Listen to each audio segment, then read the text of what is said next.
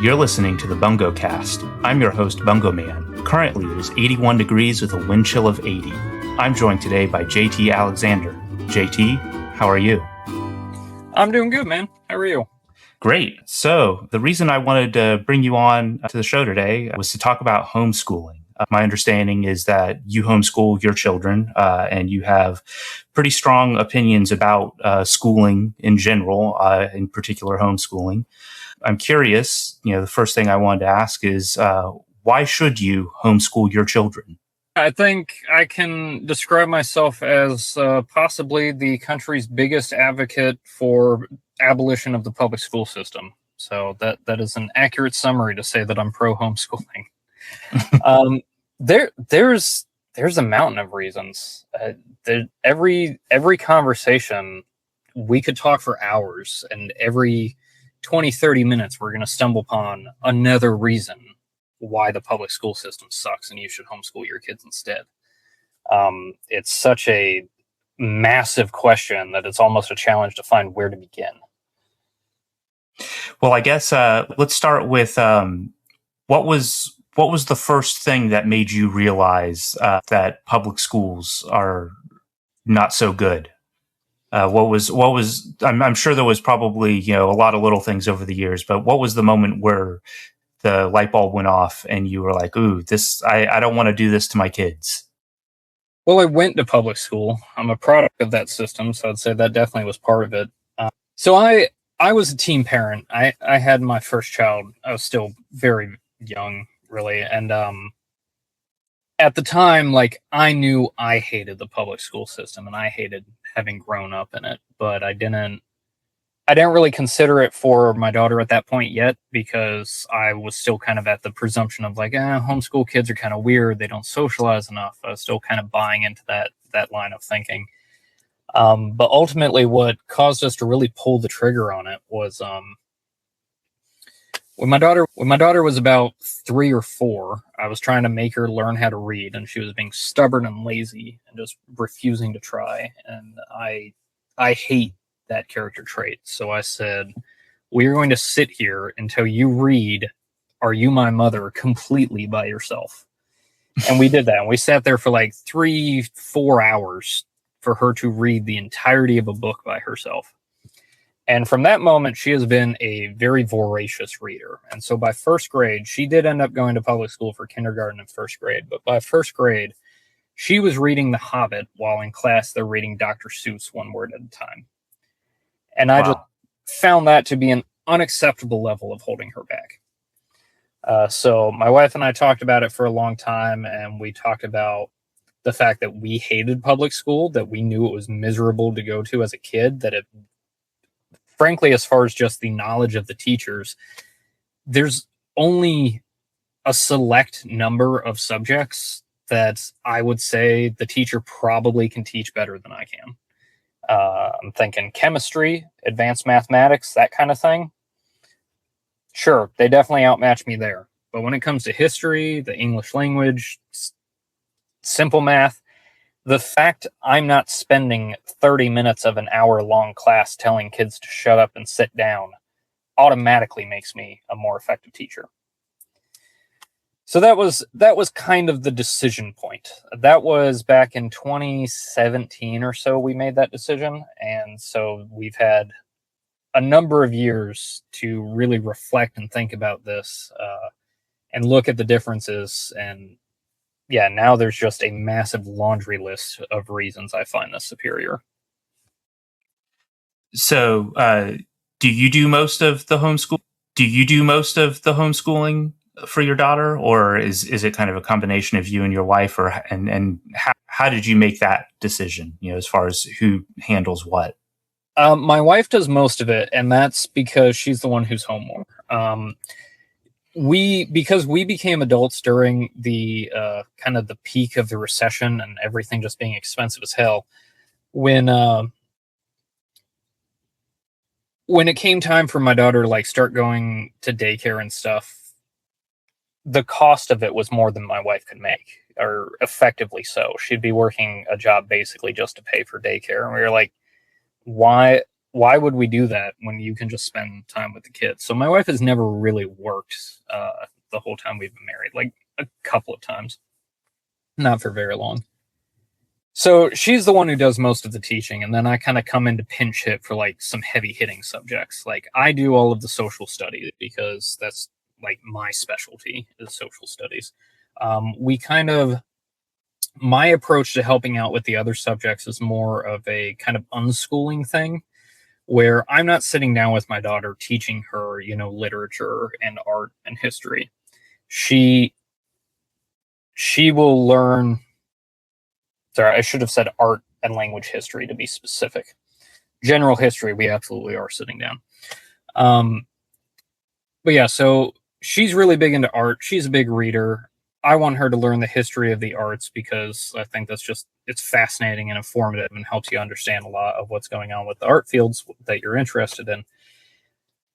And so with that, she'll sit down with my wife and do like lessons on language. And then we have her in like a private art class she'll go to, and she'll learn how to do the drawing and that kind of thing. But then my approach as a supplement is more of an unschool thing, where if we're just going about our business in the day and the subject comes up, I'm going to explain a bunch of stuff to her. It's kind of like impromptu lecture, if you will. And I find this to be interesting and very effective because when I was in school in like English and the language arts, reading, that kind of thing, there was a lot of being told how to interpret stuff, but not a whole lot of actual thinking and interpretation going on. You're being told that the curtains are blue because of this and that, and all you can think of is, I don't care.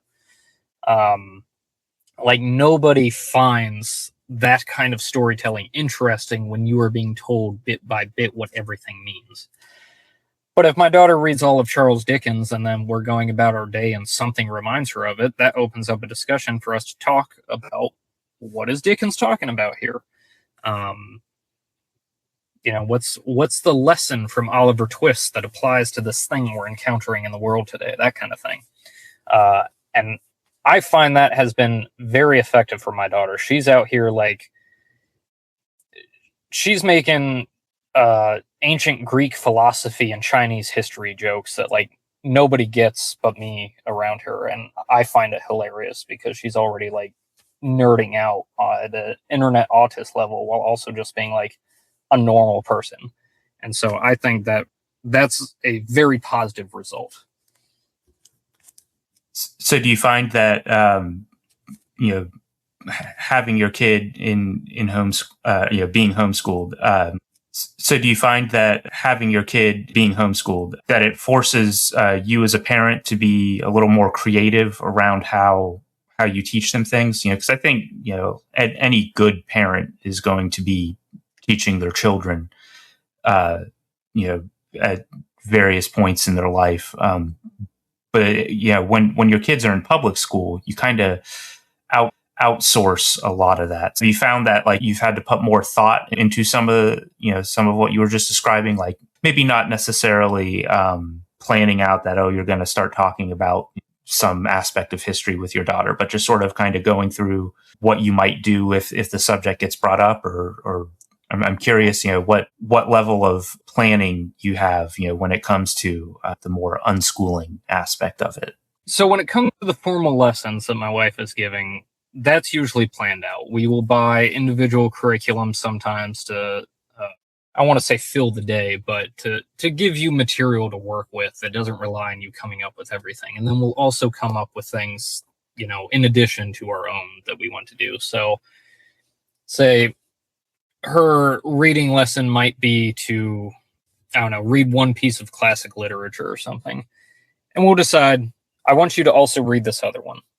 That's something we can kind of plan to the extent of we want our child to have read this thing, but we're not planning out like, I want you to read pages 1 through 45, and then I have a list of questions for you to answer kind of thing. And so when it comes to the unschooling, half is probably an exaggeration. When it comes to the unschooling portion of this, it's more of what I think of as a traditional parental lesson and mentorship thing that people just got usually. Like John Adams, I don't think, was sitting down planning out lessons to give John Quincy. I think he just thought of things that occurred to him that would be good for his child to know. And that's kind of how I Yeah. approach things.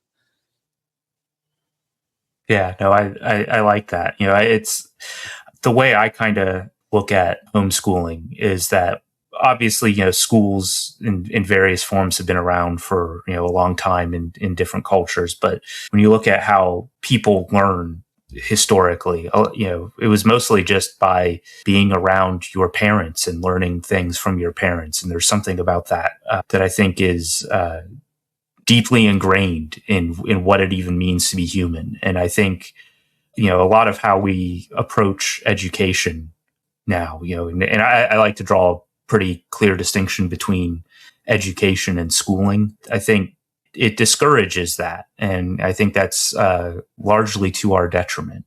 I'm curious, what are some of the biggest challenges that you have faced in regards to homeschooling? A little bit of background about myself. I have an 18-month-old daughter, and we haven't yet figured out exactly if she's going to be homeschooled or not. Definitely not public school, but the private schools around here aren't super great, in my opinion, from what I've read. But I'm just curious, what have you had to deal with that when you first started down the path of homeschooling your daughter that you didn't think you would have to deal with, and how have you how have you figured that out? I think the hardest thing has been standard parenting stuff that comes no matter what. So my wife and I had, I guess in hindsight, a kind of naive belief that a lot of the reasons that we had, angsty teenage years was because of the environments we grew up in, which, I mean, granted, were terrible and I'm sure had negative effects on us. But my daughter has none of those things. And she still has a lot of the same kind of teenage angstiness. Not nearly as extreme, thank God, but it's still there. And it's kind of like, well, yeah, teenagers do that. That's normal teenager stuff, I guess. But I think naively, I thought public school probably, I mean, they absolutely contribute to it, but I think the contribution I had estimated and the contribution they actually produce is there's a gap. I think I overestimated a little bit.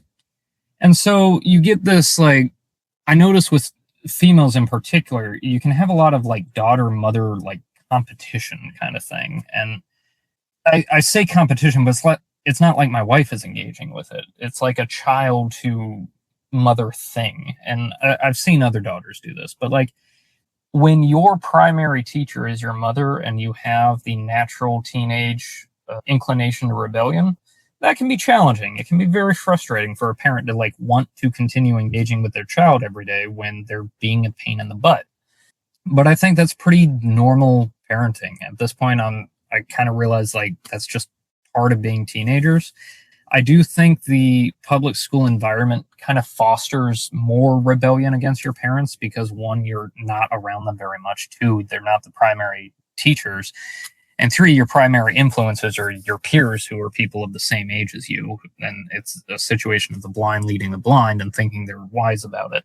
So that's to say there's a natural extent of teenage rebellion that can make homeschooling challenging, but I find the public school probably takes that natural extent and multiplies it several times. So that's probably the most challenging. The second most challenging, I think most people find, is just the finances. Now, that's to say it's cheaper than people think, but you do need somebody who's not working full time. And so it's kind of a loss of wages rather than expense kind of thing. I will say that it's still not as bad as I think people lead themselves to believe. My wife and I come from poverty. We were both orphaned as teenagers. We had nothing, no extended family kind of thing. And we managed to homeschool while I was in law school, making less than median wage for one of the most expensive areas in the country on one income. So it can be done. It's about what you want and how bad you want it. And there is nothing I want more than to raise my kids properly. So that's how I overcome that. Yeah, I think that's probably the most important thing is wanting to raise your kids correctly.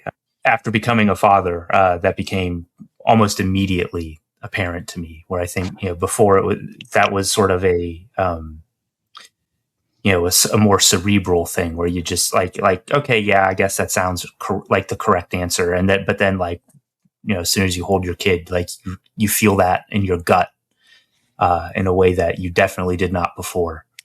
No, apparently that doesn't happen to everybody. I was really chatting with the fathers group the other week, and the question came up. Somebody asked, like, "Hey, how many of y'all like felt this way the minute your kid was born?" And I was shocked how few people said yes, because like I was absolutely, the moment my daughter was born, like I would do anything for her. Like that was an instantaneous thing for me. Apparently, for a lot of dads, it can take like weeks to months to kick in, and that's wild. Like that's alien to me. I can't imagine it. Yeah. That does not match my experience at all.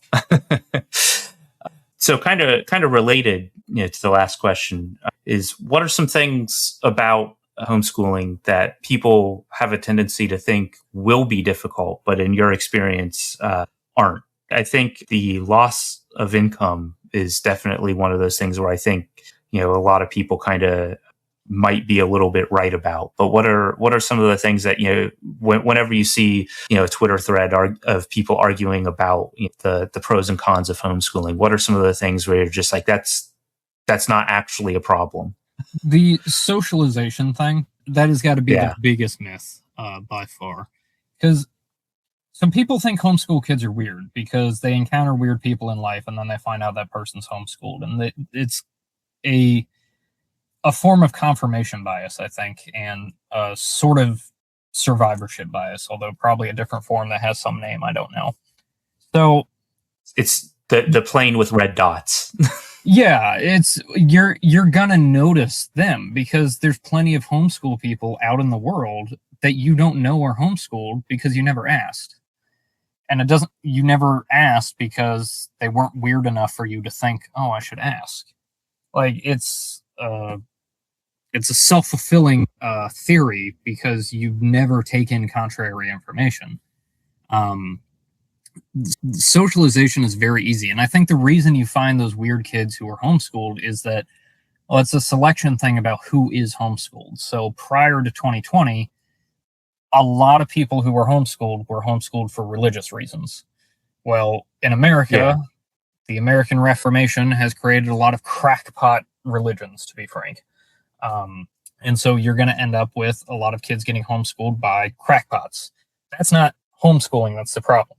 That's the crackpots that are the problem. Otherwise, you'll end up with autistic and special needs kids who are being homeschooled because the public school can't provide what they need. Okay, again, that's the selection of they're already special needs, not because they were homeschooled. So then you get just the normal kids who are being homeschooled, and it's very easy to socialize them. So I'll say during the COVID years, it was challenging. That was because of COVID and where we lived.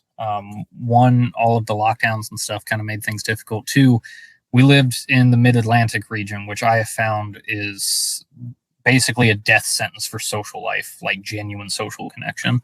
You can find a lot of superficial relationships there, but very, very few like real relationships formed in the time I lived there. So, and during that period, yeah, my daughter's pretty lonely and isolated, but so was everybody at that point. Then we moved to a state that has a better sense of community, didn't have COVID policies to begin with, really, and they definitely don't have them now. And so she goes to church, she goes to vacation Bible school, she goes to private art class that we have, she goes to camps. She has more friends now than I ever did in my life. And we're not even leaning on all the options. She's not in any sports league. She's not in Girl Scouts. She's not in 4-H. She's not in any of the library programs. We're not in any homeschool co-op. We don't do any sort of homeschool group events. And she still has a complete social life now. So just the theory or idea that people have that homeschool kids are weird and aren't properly socialized, like that's just complete myth.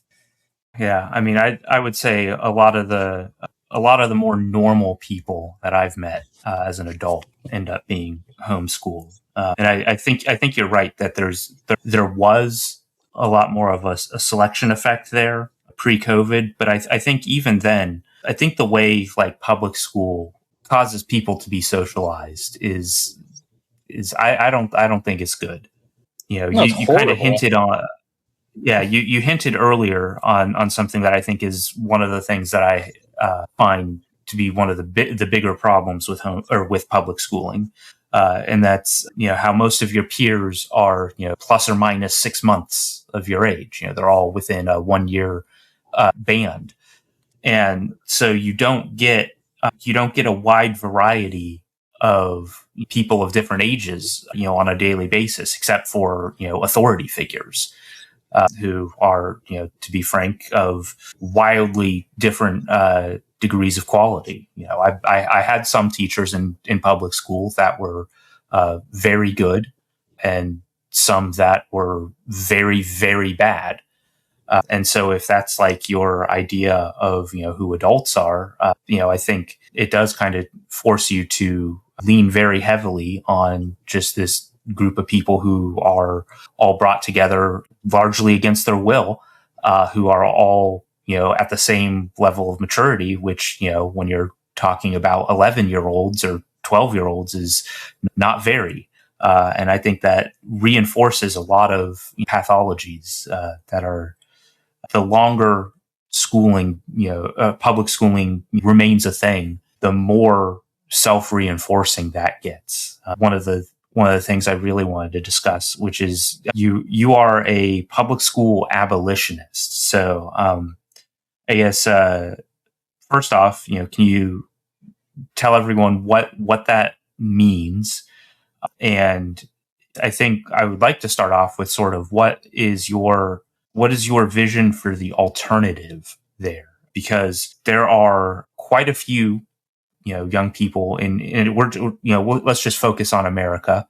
Don't really need to concern ourselves with anywhere else for this conversation, I don't think. But there's a lot of people who are of schooling age, and so what would you propose be done there?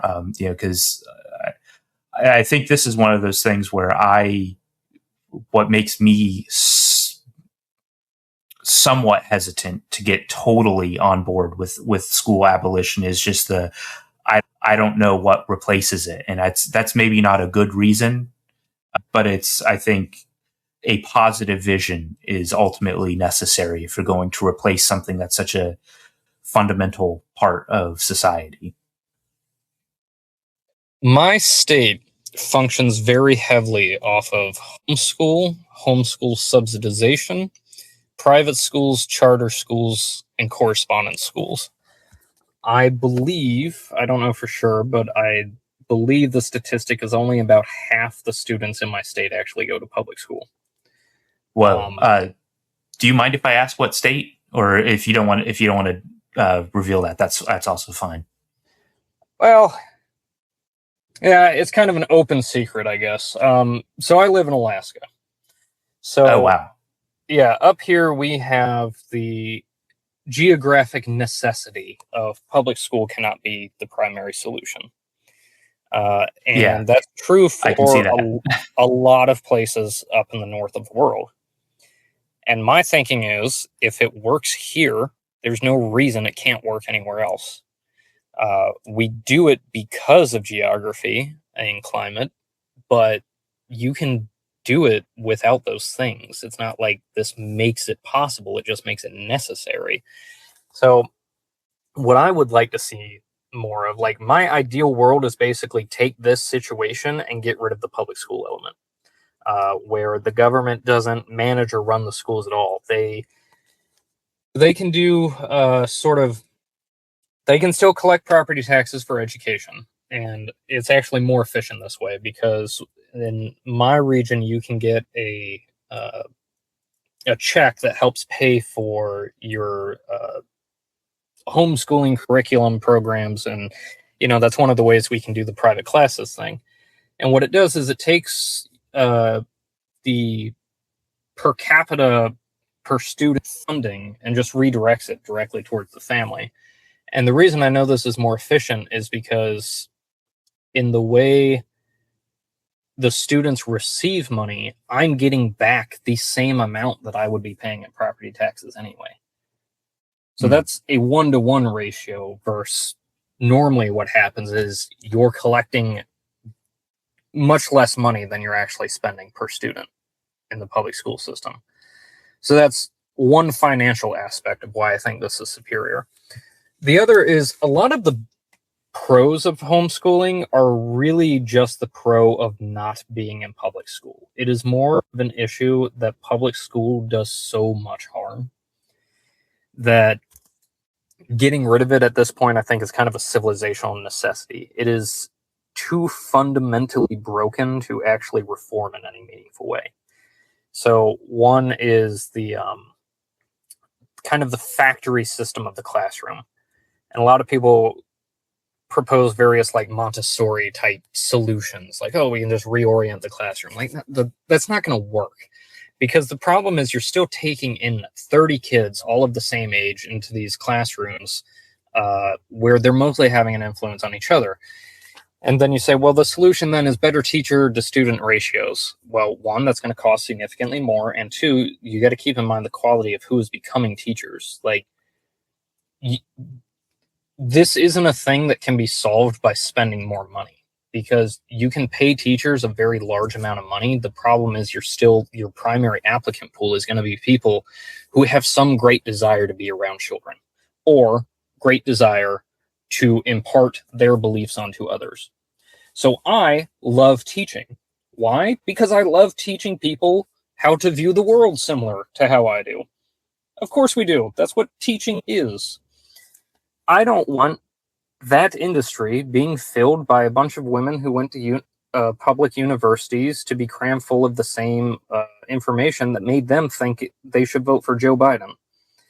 Like, that's a major problem of the selection of who is working in public schools. And as of right now, that problem applies to private schools as well, which is why I don't say they're the solution. Because, say, your local Catholic school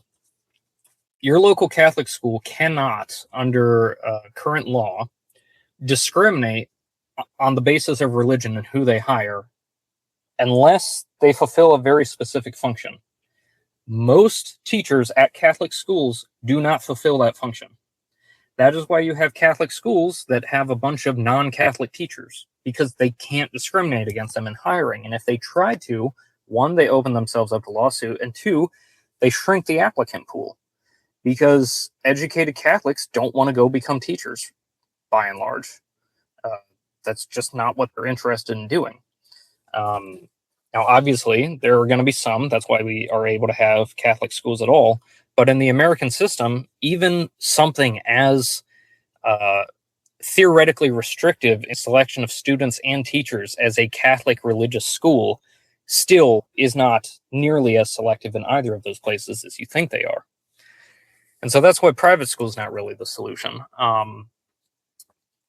If you abolish the public school system, one of the things that you accomplish is changing the industry of who is in education. Because I suspect, my hypothesis is that the majority of people who want to go become teachers are either women with very strong maternal complexes that they want to be around children, which is great. Great that we can find a way to put that to use for society. That is genuinely good. But otherwise, you have a significant portion of people who don't know how to survive outside of a schoolhouse.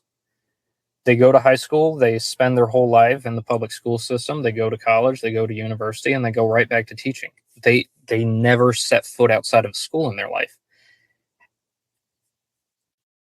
They go to high school, they spend their whole life in the public school system, they go to college, they go to university, and they go right back to teaching. They never set foot outside of school in their life. This significantly affects how they view things, how they teach things, and it also significantly impairs their ability to actually know anything, which I think is a big part of why teachers' unions and their political objectives are always so kind of absurd and disconnected from the rest of the country. So that's just one example of what happens if you abolish public schools. Another is you start separating children to be around peers of different age groups. Prior to about the 1960s, most children did not spend nearly as much of their time surrounded by people the same age as them. They were always around very diverse age groups, which allowed to learn how to be adults. When we talk about like 13-year-olds used to be considered grown men, which, does sound kind of alien at this point, but it wasn't because it was just, here, kid, take a shovel, get in the mine. Like, they were actually more mature because they were modeling other men. They weren't just modeling other boys who were going about blindly trying to figure things out. So that's another aspect of what you fix by getting rid of public schools and breaking up that group thing. And those are probably the two biggest. For the impact on society, the pool of teachers we have filling the pool of students that we have with their ideology and their interpretation of facts and data points, if they even know them at all, we have to destroy that system. It's causing so much harm. Are you familiar with Ivan Illich? I can't say so off the top of my head. Ooh, okay. Book recommendation: Deschooling Society by Ivan Illich. He was a Catholic priest. I think he was writing this in the mid to late 70s.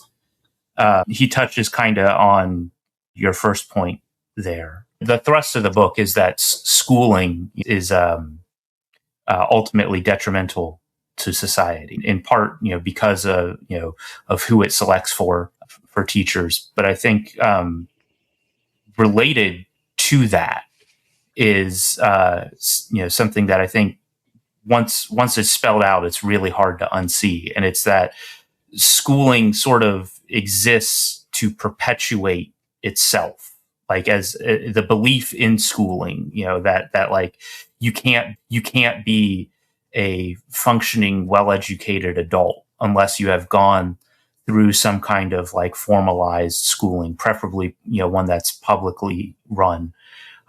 And what it does, particularly like once you get up into the higher levels of education, is it really ingrains into people who become teachers that this is the only way to learn, and so it creates a dependence on schooling as a process. And on teachers who manage that process, and it creates just this society-wide blindness to any other way of being. The way he kind of describes it is it's a ritual that lasts like a dozen years, and none of the participants have any idea that it's a ritual, and that's what gives it such power over the people who partake in it. I think you're right that ultimately our society is going to have to figure out some way to kind of break that machine, or things are just going to get continuously more dysfunctional as time goes on, because we're already like 6 or so generations into more or less compulsory schooling, about 4 or 5 for nearly universal schooling. And so I don't think there's anyone alive who remembers a time before that. And so it's in that time, it's very radically altered how society approaches education. Yeah, I think it creates hive minds. Like when we see all the various hive minds that have formed in society, I think public school kind of trains people to think that way, because you've got one teacher who leads a group of 20, 30 students, depending on the age range, sometimes even more, depending on the school. And it creates a sort of culture anti-cult thing. Either the students love the teacher and eat up everything they say, or they hate the teacher and basically tune them out or come to believe the opposite of whatever they say. Then you have the peer reinforcement thing, where public school, let's be real, unless you peaked in high school, that public school from K through 12 is a nightmarish social experience.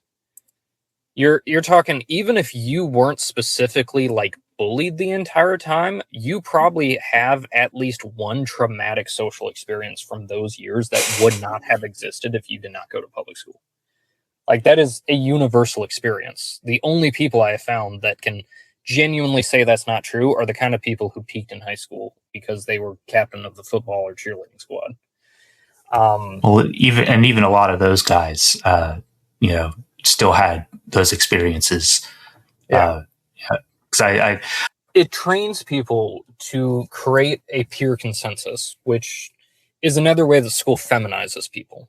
And well, one of the ways public school feminizes people is that almost everybody involved in the administration of it is a female.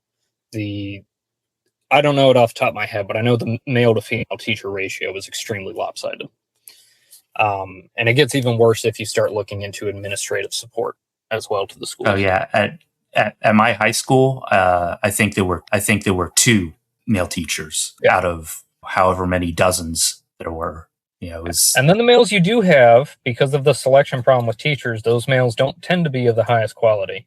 They can be. You can have exceptions, but by and large, like, I'd say the ratio of males in public school to healthy males is also very lopsided. So you have the direct feminization of students just being surrounded by and led by females constantly this whole time. But then you have the systemic feminization, the development of peer consensus, which is a large part of how females like navigate life, because females are very biologically vulnerable compared to males in numerous different ways. And so for safety, their thing is social networks, which is why they're so socially involved. That you can kind of think of it as every woman is a spider in a web, and that web is constantly vibrating and giving her, vibes about what's going on around her. That's how women, by and large, navigate life, is through those kind of social networks and the vibes they get from them. And so you start training males to think that way too when you put them in these environments that you're surrounded so much by a peer hive mind that if you step on the wrong side of it, like, people talk about being Twitter's enemy of the day, but that's like a daily experience of public school. The whole cancel culture thing is just a public school coming online, really. That's how people, I hate to use the word bully because I feel like that does not convey properly what I'm talking about because of the image people have with that, but it more or less bullies them into adhering to whatever zeitgeist has control of the hive mind at the time. And you can't train somebody from barely being able to read to the age of adulthood and almost mental maturity and expect that not to stick with how they behave all the time for the rest of their life. And so I think that's a big contributor to why we have such a feminized population and all of these various hive minds. So now you have, politics got taken over from 2014 to 2022 by the Tumblr hive mind. Everybody who's online now knows about the Reddit hive mind. Unless you're part of it, then somehow you don't think it exists. I don't get that, but everybody is checking their tribes. Do my beliefs vibe with my tribe? Am I part of the right tribe? What is my tribe thinking now? And that's not the way men used to think. You don't see like 18th century men doing that. I think sort of in line with that is my own experience in like second grade. Having my parents be pulled aside at some point and said like, hey, we want to put your kid on Ritalin, because he's got ADD, or I guess they call it ADHD now, and I've talked with my parents about this, so I don't blame them or anything, because they were naive is maybe too strong of a word, but I think they were maybe just a little bit overly trusting in this regard. But I think ultimately what it was is just that I was a 7-year-old boy doing 7-year-old boy things, who was forced to be in an environment that does not like 7-year-old boys.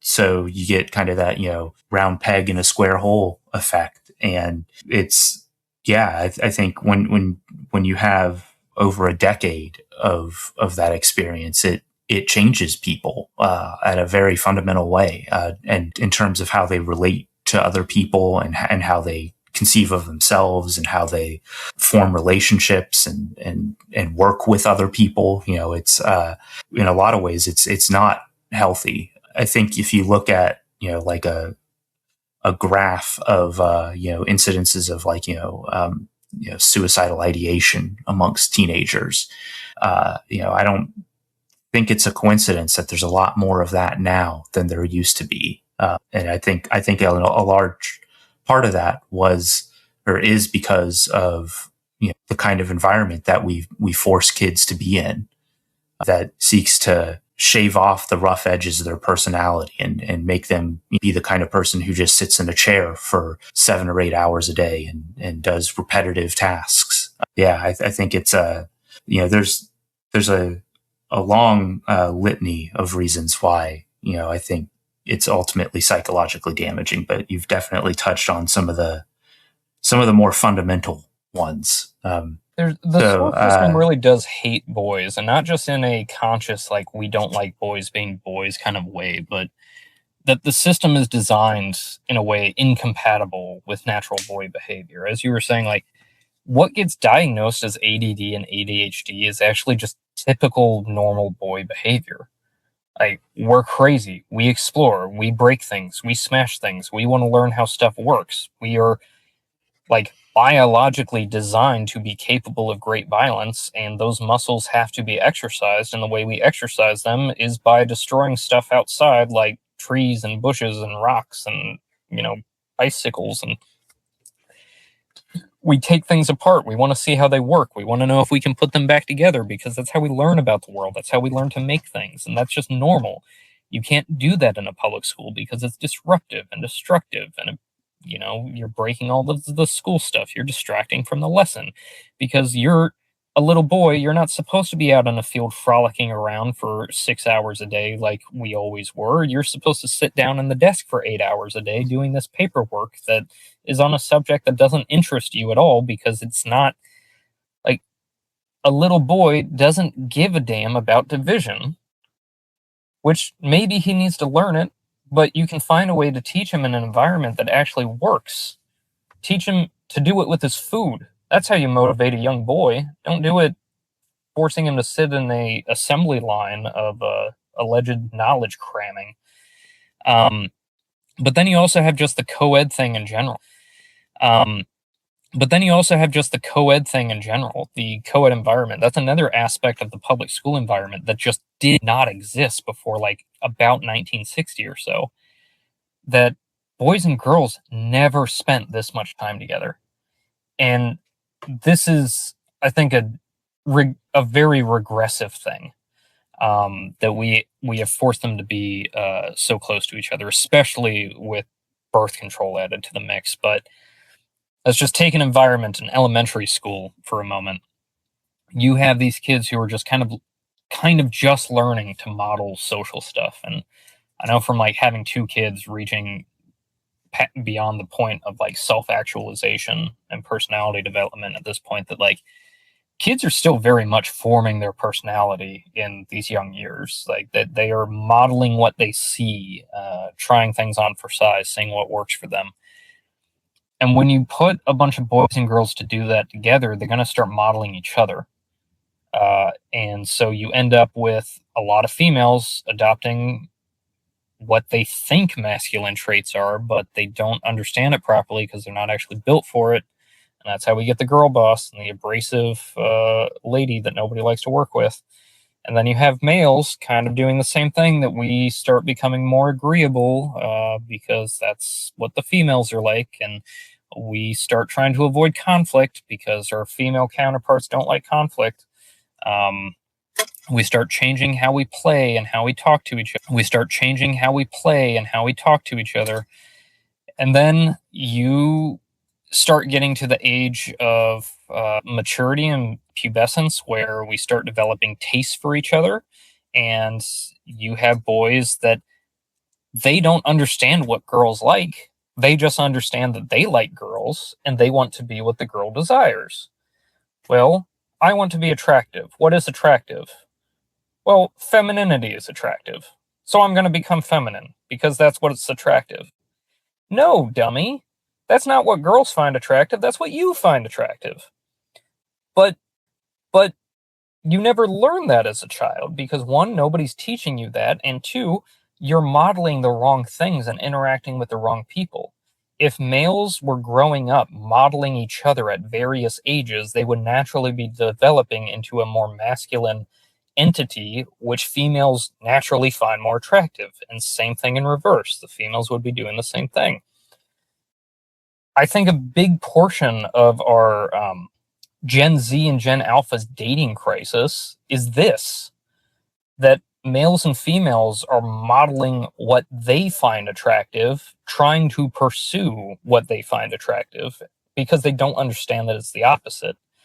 I think this is also a big part of what fuels the whole LGBT thing across public schools, is this kind of Frankenstein co-ed socialization that's going on. And then I've written about it. I don't want to go completely off the rails down this subject, but you throw birth control into the mix in high school, and you start really breaking human biology. The normal controlling mechanisms of our species cease functioning properly. So yeah, I think even aside from the fact that it's dominated by female teachers and administrators, aside from the feminized social consensus pressures, you have a general incompatibility with the young male biology with the public school environment. I kind of wanted to take it back to something you mentioned a minute ago, which was a lot of teachers don't really have experience, outside of the classroom, because that's, I think, is something that I noticed when I was in school, was that the teachers that I had that were actually good at their job, all had private industry experience before becoming a teacher. Particularly thinking of my computer science teacher in high school. He worked as a programmer before deciding to become a teacher. I'm curious, particularly when it comes to homeschooling. Do you think that there's any kind of correlation between a parent's ability to be an effective homeschooler and their profession? Obviously, you're going to have one parent most likely who stays at home and does most of the schooling. But I'm curious, kind of how do you get around a similar, almost mirrored problem? Where maybe you haven't. That parent hasn't had, real experience out in the world, besides being a parent, which is definitely a very important real experience, but is maybe not necessarily relevant to the subjects at hand. I think it can, and I'll say I absolutely agree with your experience. That's my experience as well. All of the best teachers I had field or industry experience. All of the ones I hated had done nothing but school their whole lives. I think it can, but I'd say less importantly than a person's career or their line of work is their ability to accurately inventory what they know and don't know. That is probably the biggest dictator of whether someone is going to be a good homeschool parent. You have to have an honest assessment of what you don't know. I can teach some very basic principles of chemistry. I can kind of teach you a little bit about, acid and base reactions, the water cycle, that kind of thing. But if we start getting into, how do you synthesize, hydrofluoric acid or something, I have no idea. No idea. I'm not going to pretend to know. Advanced mathematics, if I'm trying to build something, I can probably figure out the math necessary to build it. But if you're doing stuff on paper and talking about math just, in abstraction, I'm not going to be able to keep up. I can't do it. I didn't go to law school because I was good at math,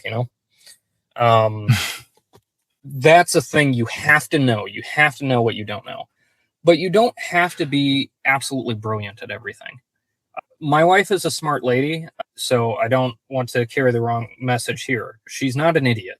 She's quite intelligent. But it's no secret that I'm the intellectual heavyweight in the house. I'm not the primary teacher. She gets by just fine. I'm there to supplement, really. She knows what she knows and what she doesn't know, and she will get curriculum for what she does not know. We will find YouTube channels or websites, library books, library programs, homeschool co-op-like programs. Like I said, we aren't actually a member of a co-op, but you can still find things similar that you can join in on. So you have to know what you need to outsource. And yeah, for some people, that's going to be a lot. Like, there's no harm in being a simple person trying to homeschool your kids. I will say Ben Carson's mother could not read, and she homeschooled him. So that is my anecdote of anybody can do this if you put your mind to it. You just have to have a realistic understanding of what you do and don't know, and know how to find people who do. And that's where, if I were to kind of spell out, every little line of a post-public school society, one of them is probably going to be stronger local communities and stronger extended non-nuclear families, because you should be able to rely on your brothers, sisters, parents, aunts, uncles to all help raise each other's kids. That's how we lived since time immemorial, and that really only changed around the 1950s with the creation of Levittown and the suburb and the nuclear family. That is something that people could lean on a lot more to help themselves with homeschooling than I think people do today. Yeah, no, that's a very interesting answer. It's going to give me a lot to think about. Why aren't you a member of any homeschool co-ops? Is that just a practical thing where you haven't felt the need for it, or are they just you have the ones that are near you you don't feel are particularly good, or is that more of a commitment to doing it yourself? Kind of, I'd say it's more of a control issue than anything else. So where we lived when we started doing homeschooling had, I would say, for a blue state, pretty good homeschool laws. They had, I think there were like 3 different ways to go about it. And the big one a lot of people do is they go to co-ops or umbrellas. And I didn't like that because co-ops and umbrellas kind of create your curriculum for you, which kind of sounds like public school with extra steps and a couple of benefits. Like, it still handles the social stuff pretty well, but as far as the actual education, it kind of just seems like a half measure. And then the other way was basically you teach your kids whatever you want, provide proof you're at least hitting a couple core subjects, and you're good. So we went with that route, and we kind of just kept doing that because it gives us more of a ability to pick and choose every little thing that we want to do. There's I will say there are other states I know that subsidize homeschool that come with more controls on what you can and can't do with that money than my state. So bottom line, everyone looking into it, you need to seriously look at your home state law, state's homeschool laws. I would recommend HSLDA. They have a great website for it. And also, if you're going to homeschool in a state that's even remotely hostile to homeschool, it's probably worth the money to sign up for their membership, because you sign up as a member and they actually will provide legal defense for any homeschool issues you run into. So I endorse them as an organization. They do a lot of really good work, and they're, I think, a great organization for what they do. But you've got to look at your state's homeschool laws because they vary so much. Some of them will require you to be in some sort of co-op or umbrella. They might not call it that, but that'll be the effect of it. If a state subsidizes it, good chance they're going to require you to be some sort of umbrella or co-op, and that's why in those states you don't necessarily want to take their money because it comes with restrictions. But it varies a ton. And my family was such that we decided where to live in large part based on homeschool laws. Because again, it's what you want and how bad you want it. That's how bad we wanted this. So not everybody's willing to do that. What are some of the states with not great homeschooling laws? So Alaska is on the better end, but where's like a no-go for you? Surprisingly, Florida really sucks. Really? Yeah, it's bizarre because they seem like a state that would be very good on that stuff, but they've had a long history of very heavy involvement in the education system. Like, they have very high education taxes. They pour a lot of money into it. Now, I will say it's been several years since I've looked at it, and there's been a lot of changes in the law since COVID. So maybe they've gotten better under DeSantis. It's totally possible. But I remember as recently as like 2021, they were pretty bad. Massachusetts is basically impossible. I will never live in the state of Massachusetts. Alabama is one that I remember off the top of my head as being kind of interesting because it's one that theoretically doesn't have much regulation, but actually if they decided to ever enforce the laws they have on the books, homeschooling is almost illegal, but they don't actually enforce any of those laws. So it's kind of a at your own risk kind of thing. Again, check if it's been updated. HSLDA, they keep track of all this on a very beautiful website with color coding and everything. And they keep track of the changes. I do not keep up with the tracking the changes. So it's very possible some of these states have changed things in the past couple of years as homeschooling has exploded. I'll have to check out what the current status is in Texas because I have no idea. I remember Texas being one of the better ones that they had. That's very little at the time. I'm not terribly surprised. I think there's a lot of things about Texas that are not great, but usually on stuff like that, we tend to be pretty good. I'll say one of the interesting things about homeschool laws is that while it's mostly along red and blue state lines, it's not entirely. Illinois is an example of a very blue state that actually has pretty good homeschool laws. And then Florida, like I said, caveat, maybe they changed it under DeSantis, but before DeSantis, despite being a pretty largely conservative state, they were awful. If I remember right, New York was in the middle of developing even more restrictive laws around the time that homeschooling started becoming more popular. So that's probably another one that I would avoid. That's not terribly surprising there. Even if you're not homeschooling, these laws make a pretty good litmus test for what kind of state you would want to live in my opinion. Because if a state feels it is their duty to get into the home and control what a parent does with their child, I think that gives you a very strong sense of whether that state actually is, pro-family and pro-freedom, or if it's a nanny state that wants to make sure all of its citizens grow up to be a certain way. Yeah. Recently in Texas, we actually passed a constitutional amendment that says that parents have the right to raise their children, more or less. Kind of crazy that even needs to be said, but I think there's enough people who felt that we need to spell this out. And the way Texas does things is a little weird because pretty much everything that's important ends up having to be tacked onto the Constitution of the state. So the Constitution has like hundreds of amendments to it. It's kind of a weird situation there. But I was pretty happy to see that passed.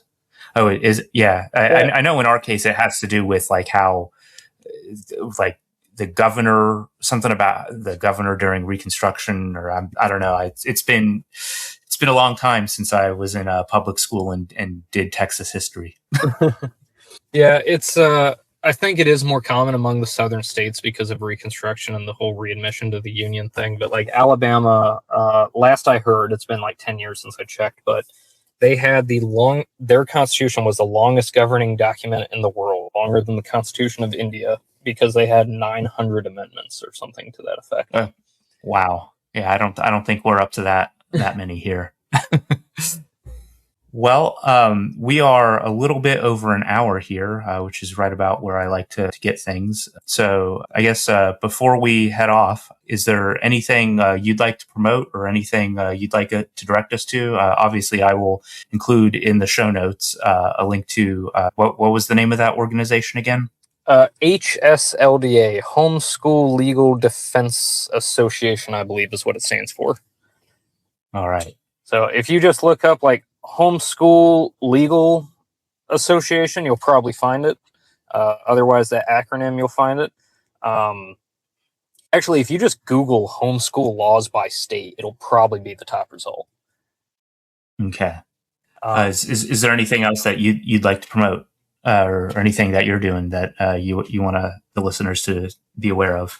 Well, we didn't talk about this aspect of it, and that's totally fine because it kind of gets out of the scope a bit. But there's a lot of legal argumentation I've made before for why homeschooling is not expedient as a parent regarding the responsibility schools have to your children and their safety. So I would suggest, if you want to try to find that on my Twitter feed, it's probably in my highlights, but if you want to just look it up yourself, I'd suggest people look into the cases of DR by LR, the Middle Bucks Area Vocational School, and then Morrow v. Balaski. Those are two linchpin cases. You could also look at, I believe it's DeShaney v. Winnebago. I'm not 100% on that one's name, but I think that's right. DeShaney should definitely get you there. There is a lot of jurisprudence on the fact that schools basically have no responsibility whatsoever to keep your kids safe under the federal constitution. So that's something else I would consider as far as anybody looking at whether they think homeschooling is a good idea. Cool. Awesome. I will dig up those cases and link them in the show notes. JT, thank you so much for coming on today. I really appreciate it. This has been a very interesting conversation. It's definitely left me with a lot to think about. Thanks for having me. I'm always happy to spread the gospel of homeschooling.